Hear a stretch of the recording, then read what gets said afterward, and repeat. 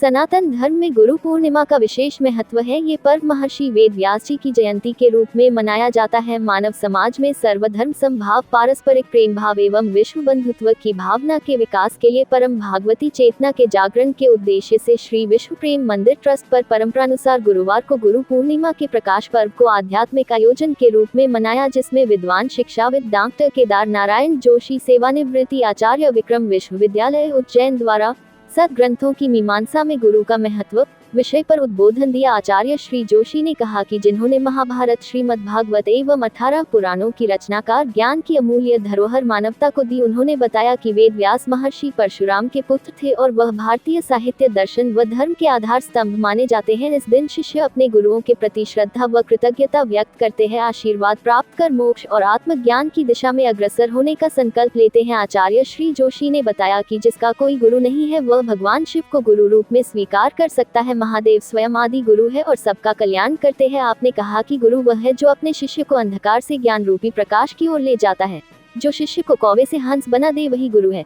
वही श्री तिवारी ने कहा कि गुरु दो प्रकार के होते हैं। सच्चा गुरु वह है जो ज्ञान और संस्कारों से परिपूर्ण है, जिसे धन, दौलत, वैभव, ऐश्वर्य आदि से कोई मोह नहीं होता। दूसरा गुरु वह है जो शास्त्रों का अध्ययन करता है और पोथी पढ़कर अपने जीवन को प्रोफेशनल बना लेता है। ऐसी शिक्षा नीति से नई पीढ़ी का भविष्य चौपट हो रहा, उसके शरीर में ज्ञान और संस्कार की अपेक्षा नई टेक्नोलॉजी का आविष्कार हो रहा है। वही इंदौर नाका स्थित अखिल विश्व गायत्री परिवार द्वारा गुरु पूर्णिमा का पर्व पर पंचकुंडी गायत्री महायज्ञ के साथ गुरु दीक्षा संस्कार संपन्न किए गए और जन जागरण, दीप यज्ञ एवं महाप्रसादी का आयोजन किया गया। मां मनसापूर्ण वैष्णो देवी मंदिर परिसर में गुरु पूर्णिमा का पर्व हर्षोल्लास के साथ मनाया और महाप्रसादी का वितरण किया गया।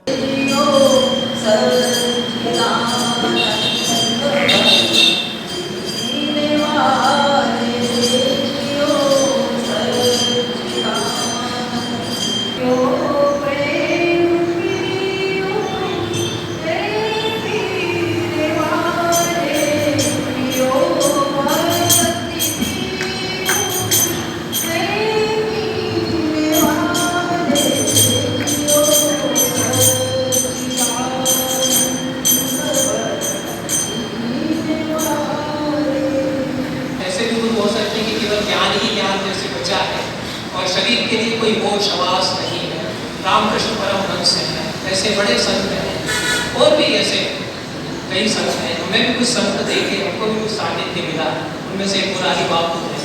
तो ऐसे लोगों को देख करके लगता है कि एक तो गुरु दिए हुआ करते हैं और एक जो जिन्होंने कि शास्त्रों का अध्ययन किया है, किताबें पढ़ी हैं, छात्रों को पढ़ाते हैं और वो ज्ञान के लिए समर्पित भी होते हैं और ज्ञान उनकी जीविका का साधन है, वो उनका प्रोफेशन है, धंधा है उनका।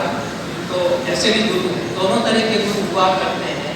उसमें एक गुरु तो ऐसा हुआ करता है जिसको दीन दुनिया, पैसा रुपया, संसार, उससे कोई मतलब नहीं और वह सचमुच में सच्चा गुरु हुआ करता है।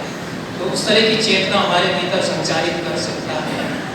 दूसरे जो गुरु हुआ करते हैं, जिन्होंने शास्त्र पढ़े हैं, सरस्वती के लिए यदि समर्पित हैं, सारस्वत साधना उन्होंने यदि की है, तो भी ज्ञान विग्रह बन जाते हैं धीरे धीरे। यदि लोभ लालच पूरी तरह से छोड़ दें तो मुझे केवल ज्ञान ही देना है, दूसरों के लिए समर्पित होना है। सरस्वती मेरे भीतर यदि है कुछ, तो वह धारा उसकी बहती रहे और लोग उसमें स्नान करें, उसमें डुबकियाँ लगाएं ज्ञान में।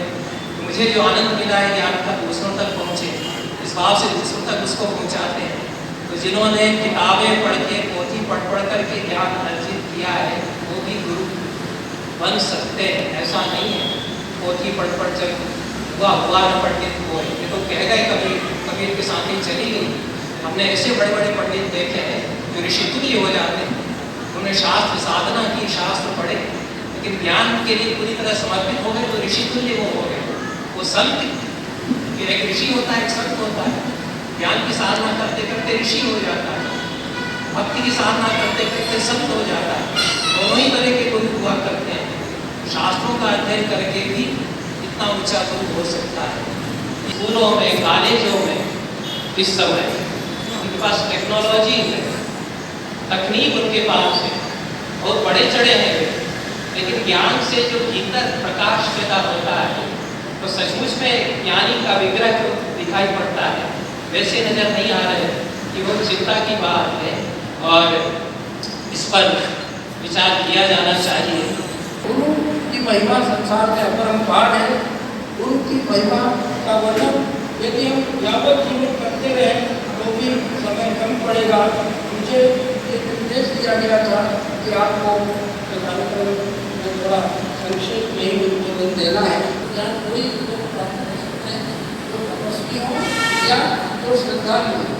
इसलिए मुझे बोलना पड़ता है ज्ञान तपस्या से मिलता है, ज्ञान मिलता है श्रद्धा से। ज्ञान नहीं मिल सकता है, पद पैसे और